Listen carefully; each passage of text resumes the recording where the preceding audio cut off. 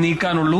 നാളെ വരാമെന്ന് പറഞ്ഞവർ മടങ്ങിയെന്നാണ് പറയുന്നത്. അങ്ങനെ ഉപേക്ഷ വിചാരിച്ചത് എന്തുകൊണ്ട് എന്ന സംശയം ഇപ്പോഴും ബാക്കിയാവുകയാണ്. ദൌത്യം തുടരാം എന്നാണ് മുഖ്യമന്ത്രി ഇപ്പോൾ പറഞ്ഞിരിക്കുന്നത്. മുഖ്യമന്ത്രിയുടെ ഓഫീസിൽ നിന്ന് ഈ തീരുമാനമെടുത്തിരിക്കുന്നു, നിർദ്ദേശം നൽകിയിരിക്കുന്നു. ഏതെങ്കിലും തരത്തിൽ ജീവന്റെ സാന്നിധ്യമുണ്ടെങ്കിൽ അത് മനുഷ്യന്റേതാണെന്ന് തള്ളിക്കളയാത്ത പശ്ചാത്തലത്തിൽ അന്വേഷണം തുടരണം. അതിന് നാളെ പുലരി വരെ കാത്തിരിക്കേണ്ടതില്ല എന്ന് തീരുമാനമെടുത്തിരിക്കുന്നു എന്ന ഏറ്റവും പ്രധാനപ്പെട്ട വാർത്തയാണ് പ്രേക്ഷകരിലേക്ക് ഇപ്പോൾ എത്തുന്നത്.